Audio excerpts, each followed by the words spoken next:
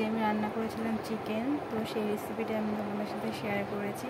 রেসিপিটা দেখো এবং আমাকে কমেন্ট করে বলো তোমাদের কেমন লেগেছে রেসিপিটা।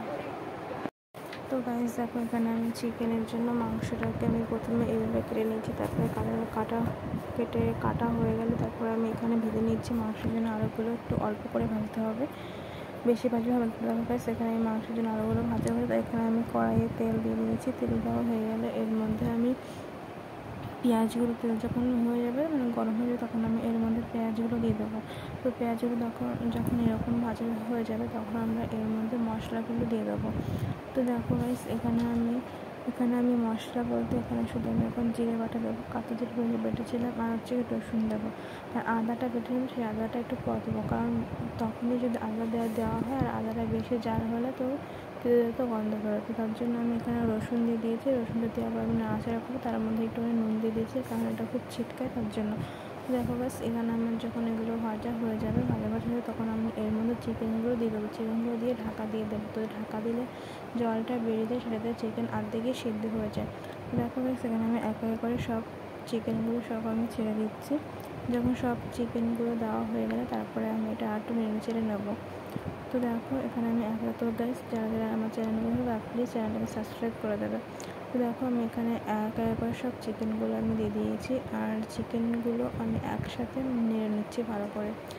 যেহেতু আমার এক হাতে ফোন দিলে তাই চিকেনটা নাড়তে একটু অসুবিধা হচ্ছিলো, বাট সেটা আমি ভালো করে আমি নিয়ে নিয়েছি। তো দেখো গাইস, সেখানে আমার চিকেনগুলো নাড়া হয়ে গেছে চিকেনগুলো, আর এটা ঢেকে দিলে অটোমেটিক এটার মধ্যে থেকে আমাদের জল বেরিয়ে আসে। তো তারপরে আমি নুন আর হলুদ আর হচ্ছে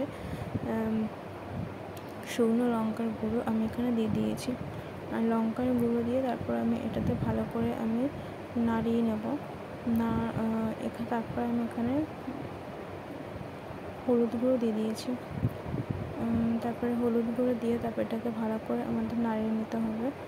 নাড়ানো হয়ে গেলে এর মধ্যে আমি আরেকটু তেল দিয়ে দিয়েছিলাম।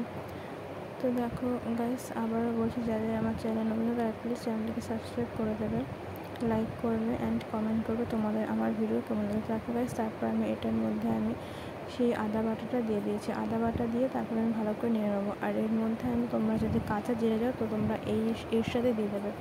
আর ভাজা জিরে দিলে আমাদের সেটা একটু নামানোর আগে দিতে হয়।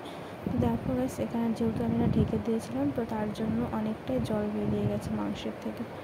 চিকেনের থেকে ঢাকাতে দিয়ে অটোমেটিক অনেকটা জল বেরিয়ে যায়, সেটা দিয়ে আমাদের। তারপর দেখো গাইস, এখানে আমি সেই ভেজে রাখা আলুগুলো আমি এটার মধ্যে দিয়ে দিয়েছি। যারা চিকেন করতে পারো তারা ঠিক এইভাবে করতে পারো, অল্প উপকরণ কম সময়ের মধ্যে সেটা হয়ে যায়। তো দেখো গাইস, এখানে আমি ভালো করে আমি চিকেনটাকে কষিয়ে নেবো।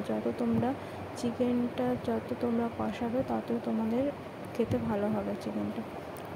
তো দেখো, এখানে আমার চিকেনটা আমি ঢেকে দিয়েছিলাম, তো এখানে অনেকটাই জল বেরিয়ে গেছে। তারপরে যখন চিকেন আলু যখন কষানো হয়ে গেলে অনেকটাই সিদ্ধ হয়ে যায় সেটা। তো তারপরে আমি এখানে আমার চিকেন আর হচ্ছে গিয়ে মাংসটাকে আমি আবার ভালো করে আমি চিকেন আলুটাকে ভালো করে আমি কষিয়ে নিচ্ছি এখানে। তো দেখো, আমার এখানে কষানো যখন হয়ে যাবে তখন আমরা এটার মধ্যে জল দিয়ে দেবো। তো যারা কষা মাংস খেতে পারবে তো তারা এই পর্যায়ে আর এই সামান ঢেকে দেবে। ঢেকে দেওয়া হয়ে গেলে তোমরা এখানে গরম মশলা দিয়ে তোমরা এটা নামিয়ে নিতে পারো। তো কষা মাংস আর খেতে বেশি টেস্টি হয়।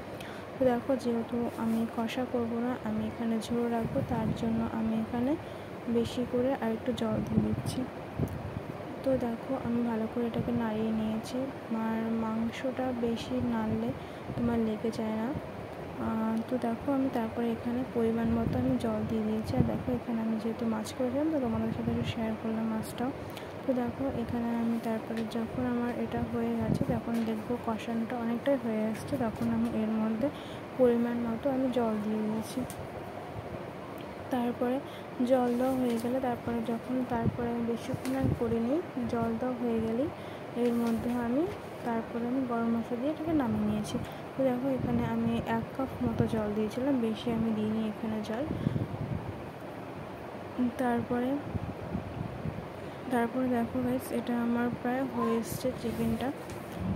তো দেখো, এখানে আমি অনেকটাই বেশি জল দিইনি, তোমরা বেশি একটা জল দেবে না এখানে।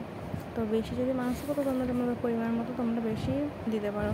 তো দেখো এখানে আমার চিকেনটা একবার, তারপরে যখন দেখলাম চিকেনটা হয়ে এসছে তারপরে আমি এটার মধ্যে গরম মশলা দিলাম, বা তোমরা এখানে মিট মশলা দিতে পারো, যে যেটা ভালোতে থাকবে তোমরা সেটাই দেবে। তারপরে দেখো আমি এটা গরম মশলা দিয়ে তারপরে আমি আরেকটু নাড়িয়ে নিলাম। নাড়ানো হয়ে গেলে তারপরে আমি চিকেনটাকে নামিয়ে নিচ্ছি। তো দেখো গাইস আমার চিকেনটা হয়ে গেছে, আর এদিকে আমি মাছ করেছিলাম। তো গাইস চিকেনের রেসিপি তোমাদের কেমন লাগছে অবশ্যই আমাকে কমেন্ট করে জানাবে। দেখা হচ্ছে নেক্সট কোনো ভিডিও, তোমরা সাথে ভালো থাকবে।